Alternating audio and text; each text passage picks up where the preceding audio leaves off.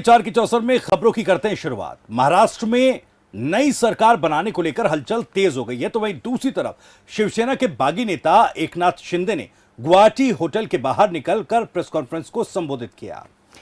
कहा कि जल्द ही वो मुंबई जाएंगे और हम लोग शिवसेना में ही हैं और पार्टी को शिवसेना को आगे लेकर जाना है। इसके साथ ही अगले कदम के बारे में जानकारी देंगे। तो उन्होंने कहा कि सरकार आपको हमारे अगले कदम के बारे में जानकारी देंगे।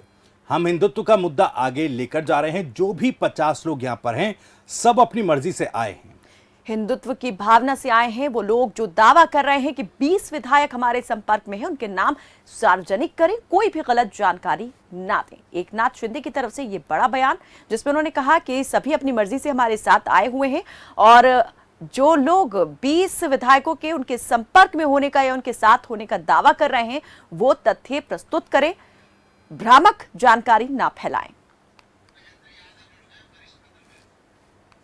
महेंद्र यादव वरिष्ठ पत्रकार हमारे साथ ज्यादा बातचीत के लिए जुड़ रहे हैं। सर, बहुत बहुत स्वागत है आपका खबर फास्ट पर। शुक्रिया। महेंद्र यादव जी, जरा तस्वीर समझाइएगा, क्योंकि अब जिस तरह की चीजें निकलकर सामने आ रही हैं कि बीजेपी और शिंदे सेना, शिंदे गुट में नई सरकार बनाने को लेकर फॉर्मूला तय हो रहा है। दूसरी तरफ जिस तरह से जो उद्धव गुट है वो ये कह रहा है कि 20 विधायक हमारे संपर्क में हैं और अब कहीं ना कहीं फ्लोर टेस्ट की दिशा में आगे मुंबई की सियासत, महाराष्ट्र की सियासत बढ़ रही है। तो क्या वाकई अब ये मान लिया जाए कि उद्धव सरकार गिरने वाली है और एक नई सरकार का गठन होगा, या फिर कानूनी दांवपेच में अभी महाराष्ट्र का राजनीतिक सियासी संकट जो है वो और आगे तक चलेगा? कानूनी दांवपेच में तो उसमें मामला बता ही दिया गया है जी। होना तो ये चाहिए था कि जो भी विधायक थे उनको तो डिप्टी स्पीकर ने जो नोटिस भेजा था, नोटिस ही भेजा था, उनको कोई उनकी मेंबरशिप खत्म नहीं की थी जी। उनके खिलाफ शिवसेना के उद्धव ठाकरे गुट ने शिकायत की, इनकी लोगों ने दल बदल किया। तो न्याय का तकाजा यही था और यही उन्होंने किया कि इन लोगों से पूछा कि हाँ भाई आप लोग आइए, अपना बताइए आपका पक्ष क्या है। ये लोग आना नहीं चाहते। अब सवाल यही उठता है कि ये आना नहीं चाहते हैं या इनको बात के रखा गया है, इनको दबा के रखा गया है या किसी तरीके से ब्लैकमेल करके रखा गया है। ये एक बड़ी समस्या इसमें सामने आ रही है। और जहाँ तक भारतीय जनता पार्टी का सवाल, तो वो तो अपने हिसाब से देखिए चली गई है। उनका तो उद्देश्य सरकार बनाना है किसी न किसी तरीके से जी। तो सुप्रीम कोर्ट के जरिए अब चूंकि 11 जुलाई तक का समय उनको मिल गया कि डिप्टी स्पीकर कुछ करेंगे नहीं। जी यादव साहब, एक महत्वपूर्ण पहलू यहां पर यह भी है, क्योंकि डबल टास्क है जो शिंदे गुट है उसके पास, क्योंकि एक तरफ नई सरकार बनानी है, दूसरी तरफ पार्टी पर भी वो अपना दावा ठोक रहे हैं, शिवसेना पर अपना दावा ठोक रहे हैं। लेकिन क्या मुंबई आने के बाद ये स्थिति बदल सकती है? क्योंकि अभी तो वो 50 विधायक होने का दावा कर रहे हैं, लेकिन उद्धव गुट की तरफ से भी कहा जा रहा है कि 20 विधायक जो है संपर्क में हैं। तो कहीं ना कहीं ये एक बड़ा गेम हो सकता है जब विधायक जो है, बागी विधायक मुंबई लौटेंगे। जी बिल्कुल सही कहा। यही मैं आपको बताना चाह रहा था कि जब ये विधायकों को आखिरकार मुंबई आना पड़ेगा, मुंबई तो आना ही पड़ेगा, चाहे थोड़ा देर भर ही लगा ले, लेकिन अब राज्य में है और विधानसभा जहाँ पर है वहां पर इनको आना ही पड़ेगा। तो आने के बाद क्लियर होगा कि इसमें कितने स्वेच्छा से बागी हुए हैं या कितनों को बहका के ले जाया गया है या बहला के ले जाया गया है।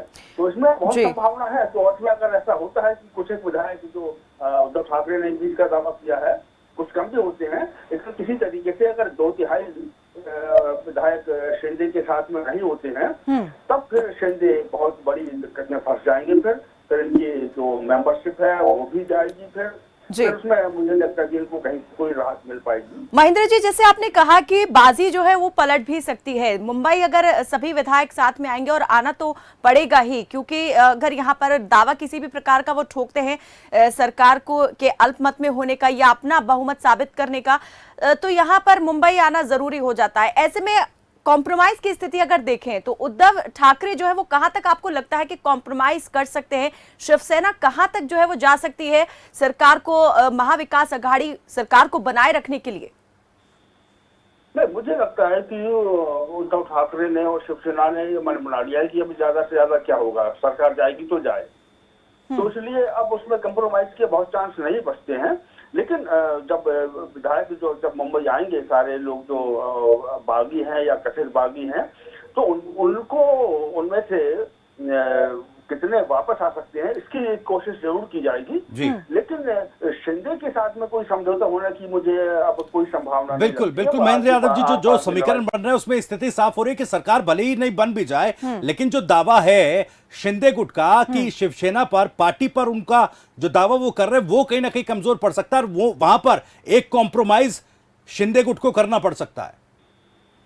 हाँ, तो उसके लिए आप देखें, अगर राजनीतिक जो घटनाक्रम चल रहा है तो उसके लिए उन्होंने रास्ता देखना शुरू कर लिया है। जी। राज ठाकरे से जो बातचीत उनकी चलाई है, बातचीत हुई है, वो इस दिशा में काफी संकेत देती है, क्योंकि राज ठाकरे के साथ अगर ये मर्ज हो जाते हैं, राज ठाकरे को की पार्टी में मिल जाते हैं, तो न केवल इनको एक पार्टी मिल जाएगी, बल्कि जिस तरह की कि इनको एक शिव सैनिकों का एक आधार चलना चाहिए, वो भी इनको जो महाराष्ट्र नवनिर्माण सेना के तहत जो उनके कार्यकर्ता हैं वो उनको मिल जाएंगे, और शिव सैनिकों से काफी हद तक उनको उनके आक्रोश से बचाने में वो संभव भी हो सकते हैं।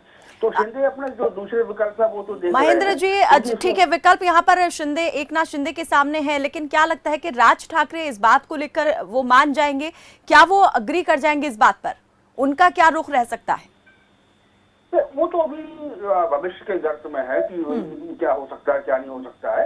लेकिन ये महाराष्ट्र के नवनिर्माण सेना जो हुए या राज ठाकरे हुए, तो एक समय तो शिवसेना पर दावा यही कर रहे थे, लेकिन बाद में इनको अलग होना पड़ा, उनको अलग पार्टी बनानी पड़ी, और उनको फिर बहुत ज्यादा समर्थन नहीं मिला, तो वो तो राजनीति में अपनी बैठ बनाने के लिए घूम रहे हैं, तो उनके लिए तो एक ये अच्छा मौका है। अब जरूर वो उसमें क्या किस तरह की शर्तें होंगी, क्या होंगी, और वो भी जो राज ठाकरे हैं वो भी बहुत हार्ड बार्गेनर माने जाते हैं, वो अपनी शर्तों पर ही करेंगे। तो लेकिन वहाँ भी दिक्कत है कि शिंदे उनके साथ भी आएंगे तो वहाँ भी कोई बहुत ज्यादा फर्क नहीं पड़ेगा, क्योंकि सबसे ज्यादा करीबी तो ये उद्धव ठाकरे के थे। बिल्कुल ठीक है सर, बहुत बहुत मैं रोकना चाहूंगा आपको माफी के साथ। तब